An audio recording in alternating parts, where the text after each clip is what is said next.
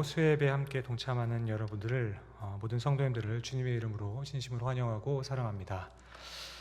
네, 굉장히 오랜만에 이 자리에 서게 됐는데요. 그동안 기도해 주시고 응원해 주시고 연락해 주시고 감사합니다. 아직 온전하진 않지만 일상생활 할 정도는 이제 되고요. 그래서 앞으로 조금 더 운동하면서 점점 더 나아진 모습으로 다가가도록 하겠습니다. 약간 영화 홍보 같네요. 저는 예전에 교회 목회 사역을 할 때 교구 목회를 하기 전까지는 어르신들하고 대화하는 것이 조금 답답할 때가 있었습니다. 말씀을 하시다가 그러는 거죠. 이거 누가 그랬는데 어디서 그랬더라 하시면서 이름이나 장소를 기억하려고 하시는데 잘 기억이 안 나시는 거죠. 그것을 기억하려고 노력하려고 애쓰실 때 그때 느꼈던 그 답답함이 저에겐 있었습니다. 그렇게 본론적인 이야기를 나누시기 전에 누가 이야기를 해줬다고 하시면서 말씀하시는데 그 누가가 기억이 나지 않으셔서 그 이야기는 둘째치고 가만히 있어봐 누구였더라? 하시면서 그 이름을 찾다가 끝나는 경우도 있습니다. 예를 들면 이런 거죠. 제가 교회에 처음 나갔던 때가 언제더라? 그때가 내가 20살 때였쯤이었나?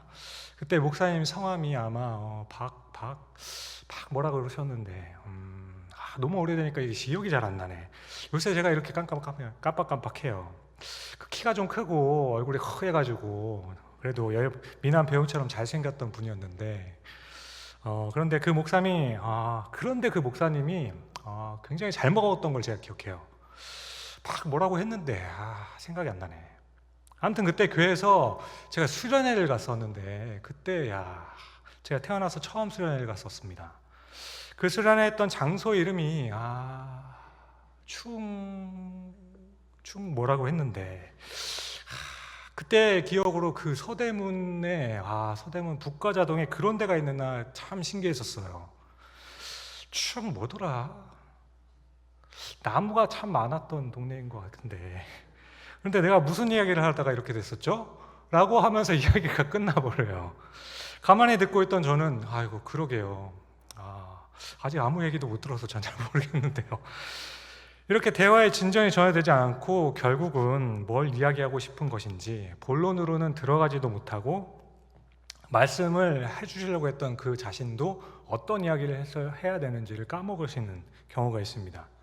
그러니까 어르신들은 어느 산에 가시면 그 산의 명칭을 기억하는 게 아니라 거기 풍경이 어땠고 왼쪽으로 가면 뭐가 있었고 이렇게 기억을 하시니까 그 지명이나 명칭을 기억을 잘 못하세요. 그런데 요즘 제가 좀 그런 것 같습니다. 특히나 이름이 잘 생각이 잘 안 나요. 아이고 젊은 사람이 왜 그래 하실 수도 있는데 요즘 들어 왜 그렇게 이름이 빨리빨리 기억이 잘 안 나는지 갑자기 누군가라고 물어보면은 그분의 모습은 어렴풋이 이렇게 기억이 나요. 어떻게 생겼는지, 무슨 머리 스타일인지, 안경을 꼈는지 안 꼈는지 기억이 납니다. 그래서 한 번은 물어보시길래 수요예배 때 왼쪽 기둥에서 세 번째에서 안경 껴셨던 그분 이렇게 대답을 했던 적이 있습니다.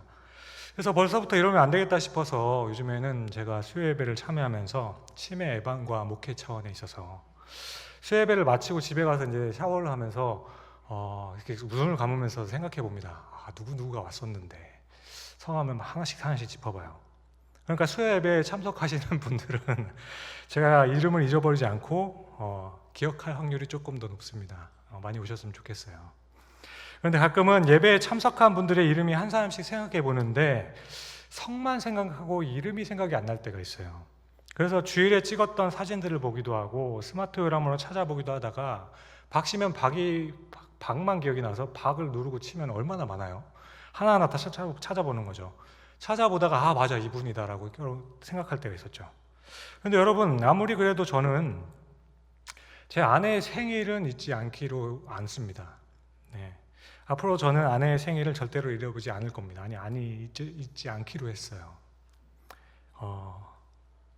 와 있긴 한데 비밀인데요. 제 비자금의 든 통장의 암호를 제 아내의 생일로 했기 때문에 물론 이 통장의 암호를 잃어버리지 않기 위해서 제가 아내의 그렇게 했던 건지 아니면 아내의 생일을 잃어버리지 않기 위해서 중요한 것이기 때문에 비자금 통장의 비밀번호를 그렇게 했는지 제 인격을 여러분들이 믿는 대로 믿으시면 될 것 같은데요. 어쨌든 제 비자금 통장의 암호를 제 아내의 생일로 했기 때문에 저는 제 아내의 생일을 아마 잊을 수가 없을 겁니다. 없을 거라 생각해요. 농담입니다. 네, 여보 나 비자금 없어요. 네.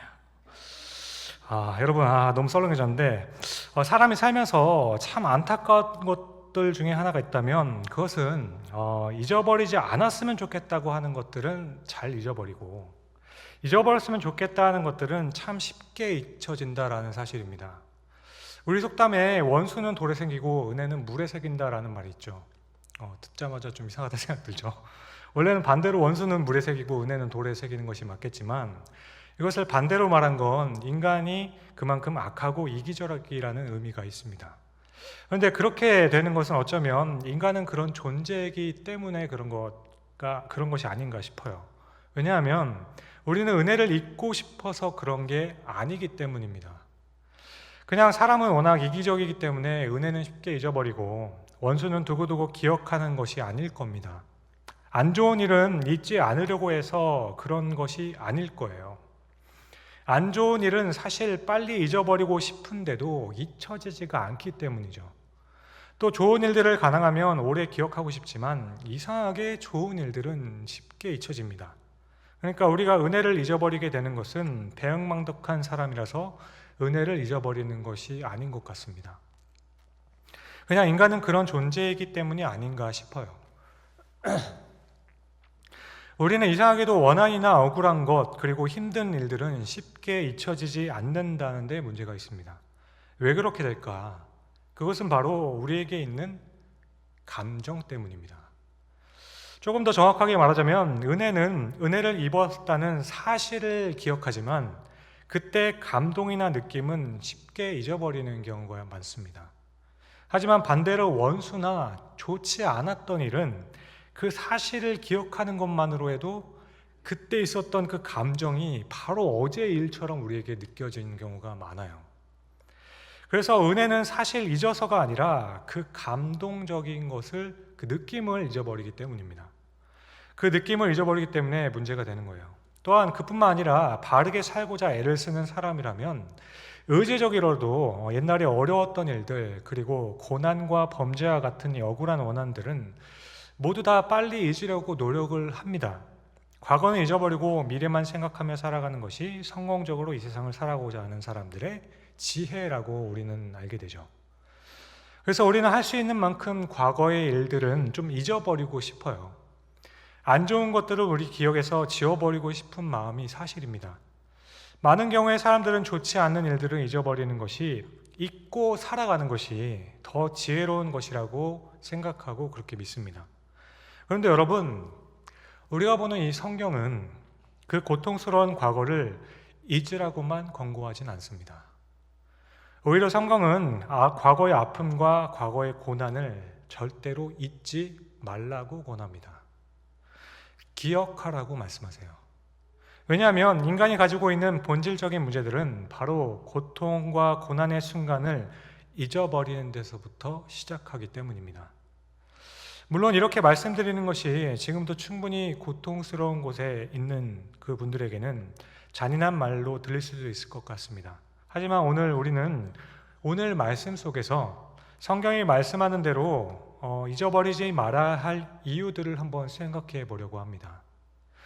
혹 지금 고통을 당하거나 힘들어하는 분들에게 지금 당하는 그 고난을, 그리고 그 고통을, 외로움과 슬픔과 그 억울함들을 절대로 잊지 마십시오, 이렇게 말씀드리면 잔인하게 들릴 수도 있습니다. 고통은 빨리 잊어야만 하는 거죠. 그래야 툴툴 털어버리고 내일을 살아갈 수 있는 것 아니겠습니까? 하지만 여러분, 성경은 오히려 새로운 삶을 살기 위해서는 절대로 그 과거를 잊어버리지 말고 기억하라고 권하고 계세요. 그렇다면 성경은 왜 고난을 잊지 말라고 하는 것일까? 하나님께서는 왜 고난을 기억하라고 말씀하시는 걸까요? 오늘 본문은 처음 유월절 규례를 제정하는 것에 대한 말씀입니다. 유월절은 패스오버라고 하죠. 넘어갔다라는 뜻을 갖고 있습니다. 이 사건은 이스라엘 백성들이 출애굽하기 전에 마지막 재앙으로 애굽에 살아있는 모든 처음 난 것들이 죽을 때, 그 죽음이 넘어갔다는 뜻으로 유월절이라고 유월했다라는 유월절이라는 절기를 만들었습니다. 저는 주님을 인격적으로 만난 후에 이 유월절에 관한 설교를 전혀 다르게 들었던 때를 기억합니다.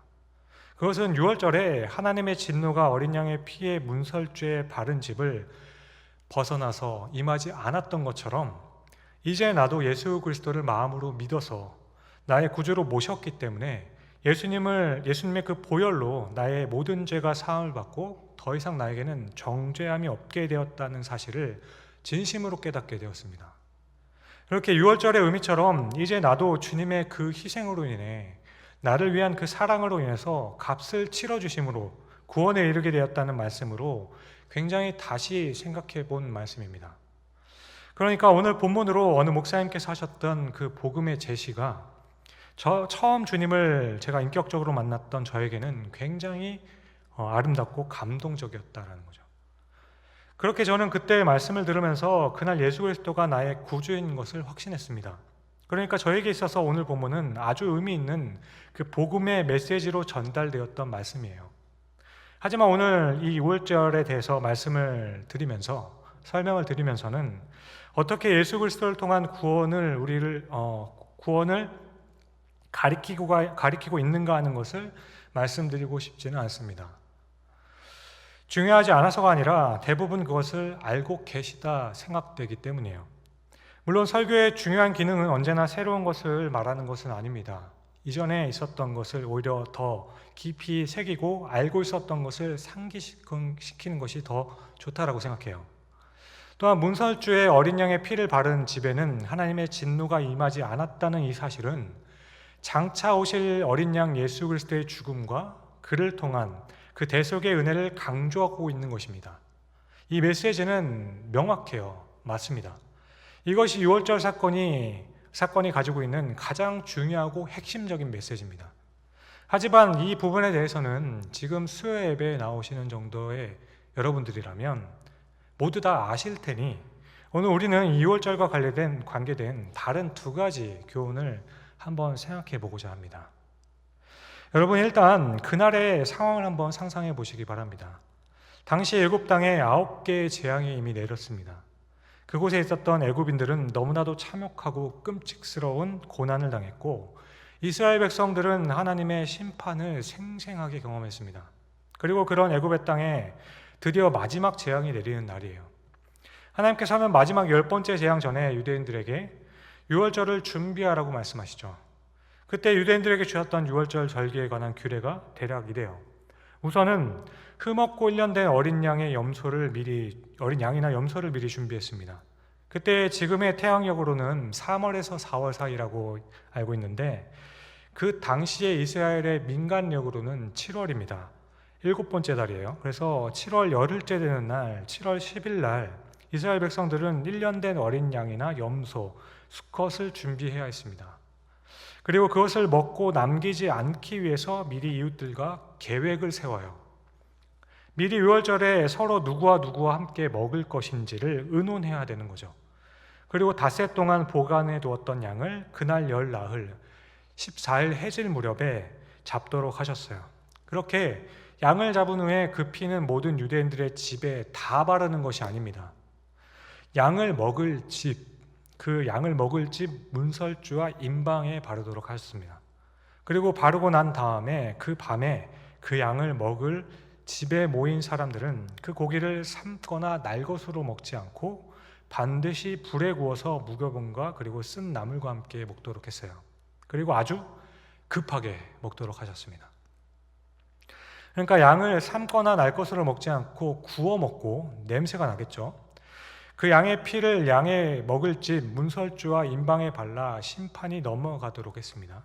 이것이 바로 그리스도의 대속의 죽음을 의미한다는 것은 아마 여기 계신 분들은 모르시는 분들이 없을 거라 생각돼요. 그런데 이때 하나님께서는 양을 먹을 때 누를 넣지 않는 무교병과 쓴 나물을 함께 먹도록 하셨습니다. 이때 무교병은 무엇을 의미하는지에 대해서는 신명기 16장에 잘 나타나 있습니다. 그렇게 신명기에서는 이 무교병을 다시 말해 효소를 넣지 않는 부풀리지 않는 빵 혹 떡을 고난의 떡이라 불렀어요. 그러니까 그날 무교병과 무교병과 쓴나무를 급하게 먹도록 하신 것은 이제 애굽 땅에서 당했던 그 고난과 그 고난에서의 구원을 잊지 않도록 하기 위해서였습니다. 고난과 그 구원, 고난 가운데서 구원된 것, 그것을 기억하기 위함인 거죠. 여기서 무교병을 먹도록 하신 건 이제 너희들이 당할 그 고난에 대해서 말씀하신 것이 아니에요. 미래에 일어날 일들에 대해서 미리 염두에 두고 있으라는 의미에서 무교병을 먹도록 한 것이 아니라는 말씀입니다. 하나님께서 이스라엘 백성들에게 주시는 무교병의 그 의미는 너희들이 애굽 땅에서 노예 생활을 할 때 정말 말할 수 없는 고통과 고난을 당하고 착취로 인해서 끔찍하게 살았던 그 순간들을 절대로 잊지 말고 기억하라는 의미에서 무교병과 쓴 나무를 먹도록 하셨던 겁니다. 게다가 이들은 그것을 먹을 때 허리에 띠를 띠고 발에 신을 신고 지팡이를 짚고 급하게 먹어야 했습니다. 허리에 띠를 띠고 발에 신을 신는다는 것은 떠날 준비가 되어 있어야 한다는 뜻이죠. 떠날 준비가 되어서 지팡이를 잡고 쓴 나물과 무교병을 어린 양의 고기와 함께 먹으라고 말씀하십니다. 그렇다면 여러분, 가나안에 정착해서도 이 예식을 매년 6월절 그 절기마다 했던 이스라엘 백성들의 그 마음은 어땠을까? 한번 생각해 보시기 바랍니다. 사랑하는 성도 여러분, 이미 구원을 받은 사람들로서 그 구원의 기쁨을 노래할 수 있습니다. 이스라엘 백성들이 애굽에서 탈출해서 광야 생활을 거치면서 그 광야에서는 물론이거니와 가나안 땅에 정착하고 난 다음에 이들은 더할 수 없는 구원의 기쁨으로 감사하고 축제하며 즐길 수 있었다라는 말입니다. 그런데 그 구원의 은혜를 정말 잊지 않으려면 그때의 그 고난을 잊지 말아야 한다라고 주님께서는 말씀해 주고 있는 거예요. 우리는 은혜를 받고 은혜에 대한 인정이 있음에도 불구하고 그 감격을 놓치고 잊어버리는 경우가 참 많습니다. 그것은 그때 함께 겪었던 그 고난마저 잊어버렸기 때문이죠. 그러니까 어쩌면 잔인하고 끔찍한 일이 될 수도 있겠지만 우리가 받은 은혜를 그 은혜대로 기억할 수 있게 만드는 방법 중 가장 확실한 방법은 고난의 수렁에서 벗어난 후에도 그때의 그 고난을 기억하는 것입니다. 그러면 그때 받았던 은혜가 저절로 생각이 나는 거죠. 여러분들은 어떠십니까? 나에게 은혜가 되었던 그 순간이 오기까지를 기억할 때 그때 그랬지 라고 생각하게 되면 가장 먼저 생각나는 것은, 가장 먼저 이야기하게 되는 건 그때를 생각할 때 정말 헤어나올 수 없었는데, 정말 앞뒤가 꽉꽉 막혀 있었는데 라는 말부터 시작되지 않습니까? 그때 정말 힘들었는데 죽을지도 모른다라고 생각했었는데 그때 그런 은혜가 있었잖아. 그렇게 하면서 은혜를 기억하지 않으십니까? 저희 어머니께서도 가끔 옛날에 고생하던 그 시절 이야기를 영웅담처럼 이야기하시다가도 갑자기 눈시울이 뜨거워지면서 그때는 그렇게 살았는데, 그때는 그렇게 힘들었었는데 하면서 감회가 새로워지시고, 지금 니네가 이렇게 사는 것 그때 그 사람 그렇게 도와줬던 건데 라고 너무 감사하다는 말을 했던 것을 기억합니다. 그렇게 그 당시에 정말 힘든 그때 그 은혜를 주셨던 분들을 다시 기억해내는 그 첫 단추가 바로 내가 겪었던 그 고난을 기억해내는 데서 시작되는 거죠. 그러니까 우리는 은혜였던 그 기억을 떠올렸을 때 지금 내가 누리고 있는 것들과 그 은혜를 기억함으로 인해서 기억나는 적은 별로 없어요. 내가 받았던 은혜, 나에게 그 은혜를 끼쳤던 사람들을 기억해내는 그 방법은 대부분 그때 경험했던 고난과 아픔을 기억해내니까 저절로 그 감사한 것들이 더욱더 새로워지고 우리 마음 가운데 더욱더 박히게 된다는 겁니다. 생각하기도 싫을 만큼 너무나도 고통스러웠지만 그때 그 고생을 잊어버리게 되면 은혜의 결과인 지금은 그냥 당연하게 되어버린다는 거죠. 바로 이런 관점에서 하나님께서는 이스라엘 백성들이 가나안 땅을 차지하고 난 후에도 애굽에서 종살이 했던 그때를 기억하기를 원하셨던 겁니다. 물론 이스라엘 백성들에게는 애굽에서 종살이 했던 그 기억이 어떻게든 잊어버리고 싶은 끔찍한 순간들이죠. 그냥 생각만 해도 치가 떨리는 사건들입니다. 400년이라는 노예 생활입니다. 정말 너무나도 가혹했던 그 처사들이 있었죠. 그때 맞았던 모진 매들이 기억납니다. 벽돌을 만들어야 했지만 지푸라기도 주지 않아서 결국 수량을 채우지 못해 가차없이 매를 맞아 온몸에 피멍이 들었던 그런 시간들을 기억해내는 거죠. 사람 취급도 받지 못하고 먹을 것도 제대로 먹지 못해서 굶고 허덕이던 그 시절입니다. 그런데 하나님께서는 그때 그 시간들을 반드시 기억하고 알려주고 잊지 말라는 의미에서 이렇게 유월절을 제정하신 겁니다. 그것은 이후에 가나안 땅에 정착하고 강국이 되어서 주변의 다른 나라를 노예로 부릴 그때 이전에 그 참혹했던 노예 생활을 기억함으로 하나님 앞에서와 그리고 사람들 앞에서 겸손하기를 원하셨기 때문입니다. 그래서 이제 성경을 통해서 확인하여도 이스라엘 백성들은 은혜를 잊을 때마다 이 유월절을 굉장히 소홀히 여깁니다. 유월절을 지키지 않을 때마다 백성들은 하나님과 멀어지게 되고 은혜를 잊고 살아가요. 따라서 하나님께서는 유월절이 되면 단순히 지금 누리고 있는 그 축복에 감사하며 성대하게 잔치를 벌이고 축제하는 것보다 오히려 조용히 겸손하게 무교병을 먹고 쓴 나물을 먹음으로써 내가 지금 이렇게 된 것은 그때의 그 고난에서 하나님께서 지켜주신 은혜가 있었기 때문이지, 그 고난을 기억하기를 원하셨다라는 겁니다. 그것이 바로 은혜를 잊지 않는 길이기 때문이에요. 그렇게 하는 것이 바로 겸손할 수 있는 방법이기 때문입니다. 지금 잘 성장하고 자라난 우리 나라와 그리고 모든 우리나라의 교회들도, 그 교회 예전의 이야기를 들어보면 우리 교회도 마찬가지죠. 교회가 정말 어렵고 힘들었을 때, 그 고난과 순환 그리고 배고픔과 굶주림으로 인해서 또한 가난에 있을 때 얼마나 많은 성도들이 눈물로 기도하며 하나님 앞에 무릎을 꿇었는지를 기억하고 그것을 되새기며 말씀하십니다. 하나님 앞에 눈물을 흘리며 무릎을 꿇었던 날들이 쌓여서 지금의 우리 교회가 됐고 지금의 우리 나라가 되었던 겁니다.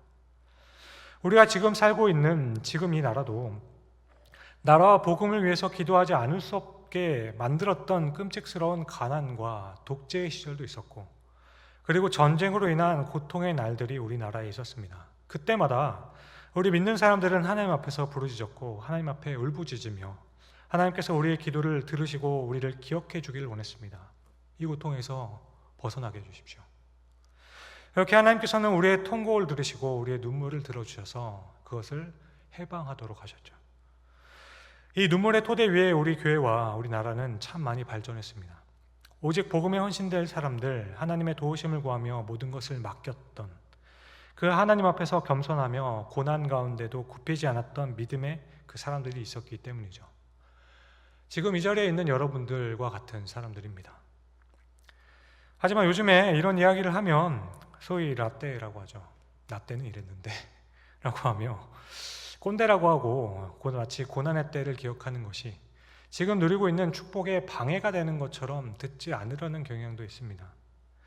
물론 저도 그 시대를 살아본 것이 아니라 생생하게 전하는 데는 한계가 있습니다. 그러나 과거가 있기에 현재가 있고 미래가 있는 것인데, 고난과 고통과 그리고 멸시와 수모의 시절이 없었던 것처럼 그것들을 다 잊어버리고 고난의 때를 기억하고 싶지 않아 하는 그 풍조는 아니지 않은가 싶습니다. 그러면 점점 나도 모르는 사이에 우리는 교만이 우리 가운데 싹트게 되고 이 주신 은혜는 그냥 당연한 것처럼 느껴지게 되는 겁니다. 사랑하는 성도 여러분, 우리의 문제는 은혜를 잊어서 문제가 되는 것이 아닙니다. 오히려 우리가 겪었던 고난을 잊기 때문에 그에 비롯된 은혜가 잊혀지게 되는 겁니다. 우리의 문제는 구원을 잊어서 문제가 되는 것이 아닙니다. 사실은 우리는 우리의 죄를 잊어버렸기 때문이에요. 십자가를 잊어버려서 문제되는 것이 아니라 죄를 잊었기 때문입니다. 내가 죄인 되었을 때 그때를 잊어버렸기 때문에 우리는 언젠가부터 나는 당연한 하나님의 사람이고 당연히 은혜를 받아야 되는 것처럼 생각하게 되어버렸다는 겁니다. 하나님께서 애굽을 탈출한 후에도 쓴 나물과 무교병을 급하게 먹으라 말씀하십니다. 은혜를 잊지 않기 위해서 고난을 기억하라는 말씀이죠. 사랑하는 여러분, 십자가의 은혜에 대한 감격, 주님을 믿고 주님의 은혜에 감사하며 헌신하던 때를 기억하려면 우리가 죄인 되었던 그때를 잊지 말아야 합니다. 죄 가운데 있을 때 경험했던 두려움과 그 영혼의 황폐함을 잊어버리게 된다면 우리가 받았던 그 은혜의 가치가 희석되는 것은 당연한 결과인 겁니다. 그래서 저는 감히 현재에도 고난을 당하고 있는 분들에게 그 고난을 가능하면 그냥 잊어버리기보다는 잊지 말라고 권하고 싶습니다. 사랑하는 성도 여러분, 고난의 때를 잊지 않기를 바랍니다. 여러분들이 당하고 있는 그 고난의 긴 터널을 통과하고 난 후에도, 그 사망의 음침한 골짜기를 지나고 난 후에도 잊지 마시기를 바라요. 이것은 항상 괴로워하며 살라는 말씀이 아닙니다. 고통 때문에 기쁨과 즐거움을 누리지 못한 채 그냥 슬픔 가운데 있으라는 말씀이 아니에요. 더 이상 괴롭게 되지 않게 되었을 그때에 지금의 아픔을 기억하면서 더욱 그 받았던 은혜에 감사하라는 말씀입니다. 사망의 음침한 골짜기를 지나 주께서 이제는 쉴만한 물가와 푸른 초장에서 쉬게 하실 그때, 내가 지났던 그 사망의 음침한 골짜기와 그 두려움을 잊지 않겠다는 그 고백을 하나님 앞에서 붙들 수 있을 때, 그때 비로소 우리는 다시 한번 주신 은혜를 받아들이게 됩니다. 우리는 그래야 겸손해져요. 그래야 우리가 하나님 앞에서 그리고 사람들 앞에서도 겸손해집니다. 물론 당연히 지금 힘든 그 상황은 빨리 지나가야 할 것이에요. 그렇게 해달라고 함께 목 놓아 부르짖을 겁니다. 그러나 그 시간이 지나도 우리가 스스로 낮아질 수 있는 이 겸손함은 모든 것이 지난 그때에도 그 고난을 잊지 않았을 때 가능한 겁니다. 이것이 바로 오늘 하나님께서 유월절에 무교병을 주시며 쓴 나무를 함께 먹으라 말하셨던 말씀의 이유가 아닐까 싶습니다. 하나님께서는 그것을 이스라엘 백성들이 알기를 원하셨습니다. 그래서 하나님께서는 애굽을 떠나는 이 순간부터 또 이후 가나안을 정복하고 하나의 국가로서 다른 민족들을 다스리게 될 때 해마다 그 유월절을 지키면서 지금의 영광이 과연 어디서부터 시작됐는지를 기억하라 말씀하신 것입니다. 너희는 영광을 누리게 되는 그때마다 언제나 이 유월절을 지킴으로 인해서 무교병과 쓴 나무를 함께 먹으라 말씀하셨습니다. 이어서 두 번째로 살펴본 내용은 가족 수대로 양을 잡고 남기지 말라라고 하신 표현이에요. 마지막에 재앙이 일어나는 그날 밤, 사실 그 땅에는 우리가 상상할 수조차 없었던, 상상할 수 없을 만큼 끔찍스러운 짐승과 사람의 대학살이 일어난 날입니다. 이스라엘 백성들이 모인 곳에서는 열 나흘째 되는 날 해질 무렵에 수많은 양과 염소들이 죽어나갔습니다.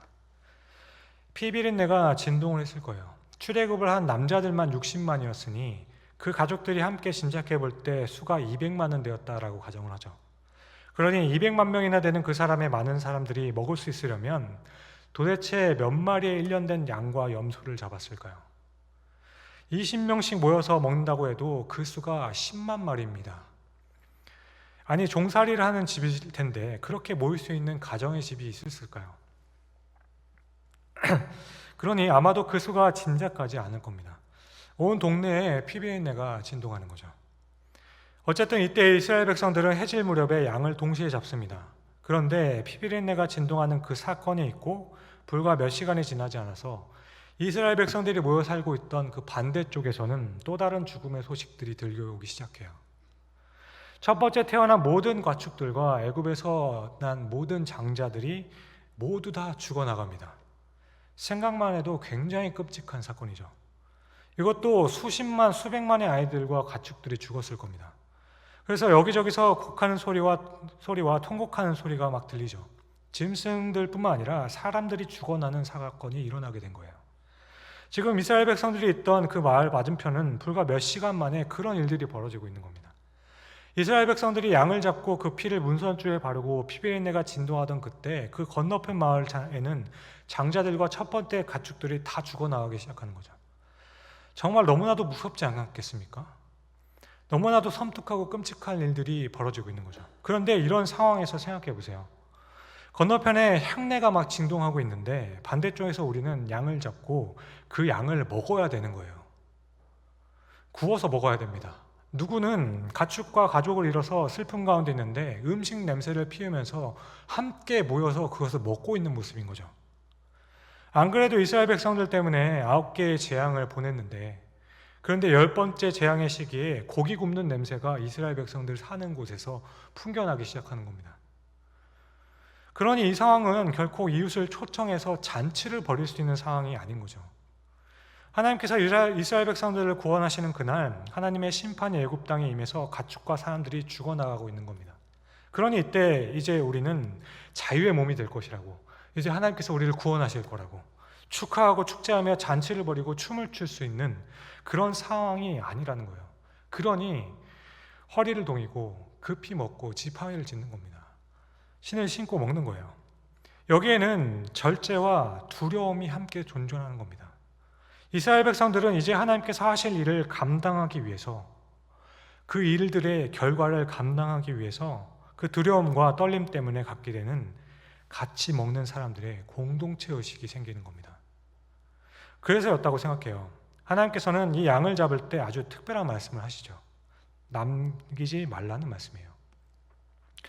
아무리 부자라도 자기 가족을 위해 큰 양을 잡고 다 먹지 못한 나머지를 버리게 되는 무정하고 무절제한 모습을 보여서는 안 된다는 말씀이죠. 양이 크고 실한데 가족들이 조촐하면 이웃을 반드시 초청했어야 됩니다. 양이 크면 그것을 다 먹을 수 있는 사람들을 불러 모아서 초청을 했어야 돼요. 그래서 잡은 양은 가족과 이웃들과 함께 먹도록 했어요. 그럼에도 불구하고 남는 것이 있으면 태워야 한다고 말씀하셨지만 이것은 남기지 말라는 말씀이지 그냥 먹고 남는 거 다 태워버려 이런 말씀이 아닌 거죠. 너희는 아무것도 남기지 않도록 그 양을 가족과 함께 먹으라. 또한 아무것도 남기지 않도록 양을 미리 준비하여서 이웃을 초청해서 먹으라. 그럼에도 불구하고 혹 남은 것이 있으면 그것은 반드시 태워버려라. 그런데 여러분, 왜 양을 남기면 안 됩니까? 왜 하나님께서는 양을 남기지 말라고 하셨을까? 어떤 사람은 말하기를 그리스도의 보혈의 은혜가 헛되지 않도록 하기 위해서였다라고 해요. 다시 말하면 어린 양의 희생은 곧 예수 그리스도의 희생을 가리키는데, 어린 양을 하나도 남기지 말라는 것은 그리스도의 희생이 모든 믿는 자들에게 임해서 남김없이 그 혜택을 받는 사람들은 모두 구원을 받을 것이라는 의미로 해석하기도 해요. 그리고 또 어떤 사람들은 그리스도의 대속의 온전함을 가리킨다라고 보는 사람도 있습니다. 예수 그리스도의 그 죽음은 하나님의 공의를 완전하게 만족시켰기 때문에 예수 그리스도의 죽음은 우리의 죄를 남김없이 모두 씻어낼 것이라는 그런 의미에서 어린 양을 남기지 말고 먹으라고 했다라는 해석도 있어요. 모두 맞는 이야기죠. 하지만 여기서 한 가지 더 생각해 보게 됩니다. 조금 더 실질적인 이유는 무엇이었을까? 그 결론은 바로 구원에 있어서 이 공동체 의식이 아닐까 싶었습니다. 개인의 구원은 개개인이 예수 그리스도를 구주로 믿음으로 임하는 것이죠. 그러나 우리의 신앙은 우리 개개인이 구원받음으로써 끝나는 것이 아니죠. 구원을 받은 사람들은 구원받은 사람들과 함께 반드시 공동체를 이루며 공동체 의식을 이뤄서는 안 된다라는 말씀이에요. 6월절에 남을 초청해서 함께 식사를 하더라도 남겨서는 안 됩니다. 사실 3, 4인의 가족이 양 한 마리를 잡으면 아마 먹을 수 없을 거예요. 또 다른 3인의 가족을 초청해야 되는데 그 일이 보통 불편해야죠. 특히 만일 그때에도 요즘과 같이 자기 사생활에 대해서 강조하는 사람이 있었다면 남과 함께 한다는 건 참 불편한 일이었을 겁니다. 그런데 이것은 무조건 함께 해야 되는 거예요. 그 사람이 어떻든 간에 좋든 싫든지 간에 초청해야 돼요. 남겨서는 안 되기 때문이죠. 그러니까 하나님께서 원하셨던 것은 다른 사람들과 함께 나누기를 원하셨던 거죠. 그 사람이 나와 지금 관계가 어떠하든지 간에 상관없이 그 가족 수대로 모여서 먹어야만 한 겁니다. 식구가 되는 거예요. 그래서 심판의 천사도 택함 받은 유대 민족들의 모든 집을 유월한 것이 아니죠. 그 양을 먹은 집, 그 양을 먹던 집만 유월한 겁니다. 하나님께서는 이스라엘 백성들이 함께 모여서 함께 식사를 하는 그 장소만 유월하셨습니다. 모든 유대인들의 집을 다 유월하지 않으셨어요. 사랑하는 성도 여러분, 구원은 개인에게 임하는 것이 사실입니다. 그러나 6월절의 이 사건을 통해서 이제 출애굽을 해서 광야로 들어가는 이스라엘 백성들에게 하나님께서 바라셨던 것은 6월절의 어린 양을 통해서 하나가 되었다라는 이 공동체 의식을 절실하게 느끼시기를 느끼기를 바랬다라는 말씀입니다. 또한 그 안에서 함께라는 그 책임감을 느끼게 만들어 주셨다는 겁니다. 자꾸만 현대 교회와 사회에는 하나님 함께 양을 잡고 함께 양을 먹는 이 공동체 의식이 굉장히 희미해졌습니다. 함께 양을 잡고 함께 양을 먹는 공동체 의식, 남기지 않도록 하기 위해 남기도록 함께 혼자 배불리 먹을 수 없는 그 절제와 검소함에 대한 가르침이 사라지고 있습니다. 옆 동네에서 가축과 사람들이 죽어나가는데 자신의 고난이 유월했다고 마냥 즐거워할 수 없는 그 엄숙함과 진지함을 우리는 언제부턴가 잊어버리고 있진 않으십니까? 나만 교회 다니면 되지, 우리 가족만 교회 다니면 되는 거 아닌가? 하나님께서 알아서 하시겠지. 그래서 한편으로는 제 자신을 돌아보면서도 두렵기도 하고 아쉽기도 합니다. 우리는 언제부터인지 예수 그리스도를 나의 주님으로 영접해서 내가 구원을 받았으니까, 내가 그 구원을 받았다는 그 사실 하나만 가지고 혼자만 자신만 기뻐하다가 감사하면서 만족하면서 끝내는 경우가 많습니다. 점점 더 개인의 신앙을 강조하며 다른 사람들은 신경을 쓰지 않아야 하는 것이, 그것은 낭비가 되어 있다고 생각합니다. 시간 낭비고 돈 낭비고 힘 낭비다. 또 때로는 신경을 쓰지만 그것은 어떨 때는 정죄 화살로만 다가가게 되는 거죠. 왜 그렇게 되었을까? 그 이유는 무엇일까? 그것은 아마도 오늘 말씀을 깨달은 바 하나님께서 자신의 백성들을 구원하시면서 하셨던 그 말씀을 우리는 잊었기 때문입니다.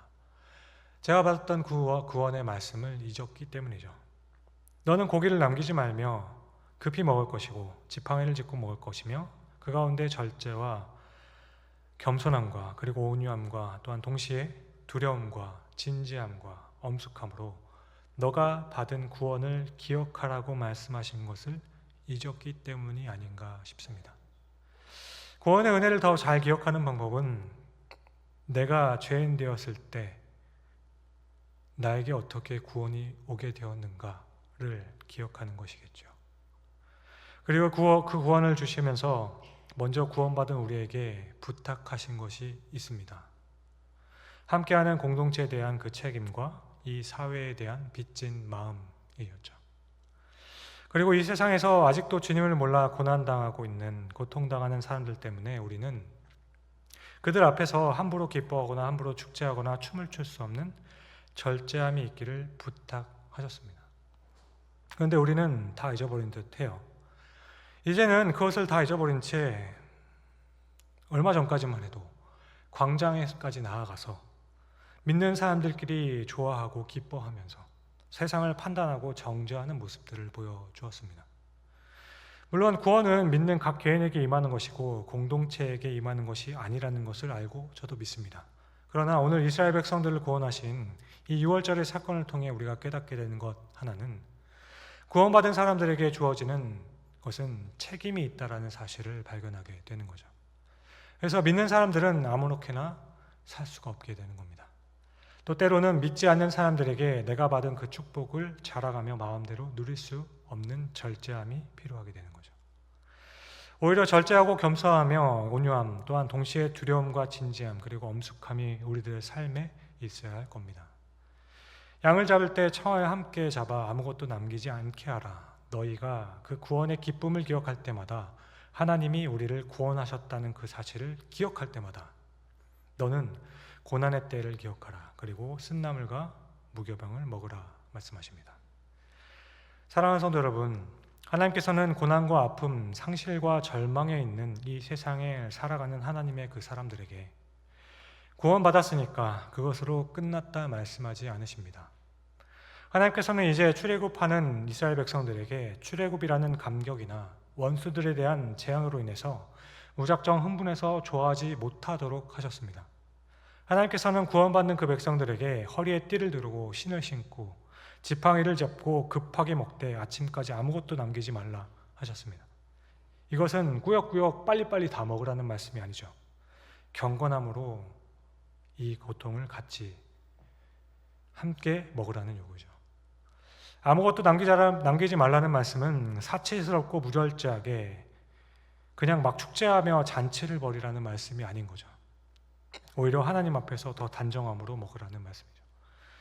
그리고 이렇게 어린 양을 함께 먹은 사람들은 함께 구원의 기쁨을 경험할 뿐만 아니라 함께 고난의 길을 가야 한다라는 것을 확인시켜 주는 겁니다. 교회란 바로 이렇게 구원의 길을 함께 걸어가는 그 하나님의 사람들의 공동체입니다. 예수 그리스도를 개인의 구주로 믿고 모시는 일은 대단히 중요한 일입니다. 하지만 그 결과로 만들어지는 공동체에 대한 책임과 소속감 또한 동시에 이 세상을 향해서 우리가 보여줘야 할 엄숙함과 절제는 결코 우리가 간과할 수 없는 것이라 말씀드립니다. 우리는 이것을 기억해야 합니다. 우리는 이것을 기억하며 우리의 삶의 현장에서 드러낼 수 있도록 해야 합니다. 따라서 하나님께서 나를 구원하셨다라는 이 기쁨 때문에 지금 이곳에서 날마다 예배와 찬송을 하고 계신다면, 날마다 하는 우리의 찬송과 예배가 진정한 의미에서 하나님이 나를 구원하신 것에 대한 그 기억에 대한 기쁨이라면, 그렇다면 여기에서는 우리의 죄에 대한 두려움과 안타까움도 공존하고 있어야 하는 것입니다. 또한 동시에 바로 그 구원의 은혜 때문에 우리는 공동체가, 교회가 이 지역사회에서 어떻게 그리스도를 드러내야 하는가에 대한 그 부분에서 우리는 훨씬 더 많은 절제함과 건소함 그리고 두려움이 우리 가운데 있어야 할 것입니다. 그런데 만일 우리의 모습이 그냥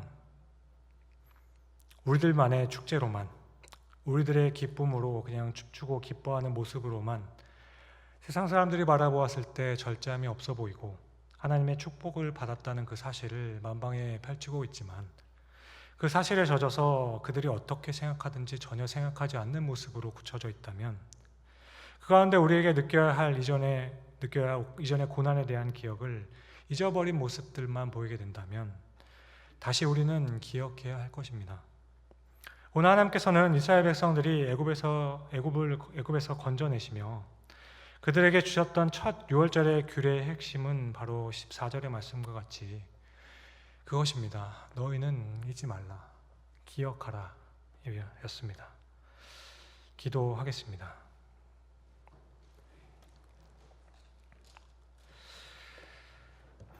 사랑과 은혜가 풍성하신 주님, 이 시간에 우리 사랑하는 성도들을 위하여 기도하며 참으로 부족한 저도 주님 앞에서 또한 부끄러움으로 고백하며 회개합니다.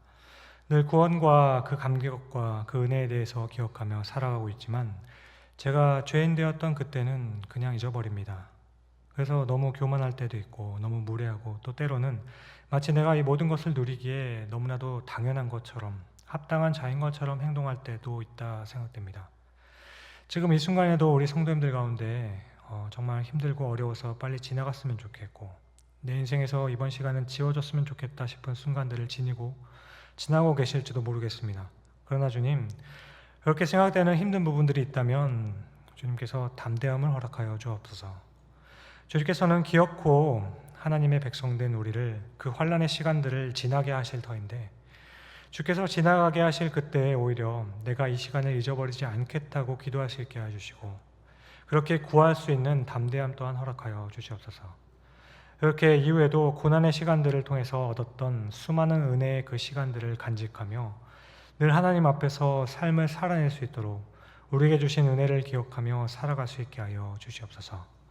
감사합니다. 이 모든 말씀을 우리를 사랑하사 조건 없이 사랑하시며 그 이후의 삶에도 늘 좋은 것을 허락하사 주 안에서 기쁨으로 삶을 살아낼 수 있도록 늘 생각나게 하시는 우리 구주 예수 그리스도의 이름으로 기도드립니다. 아멘.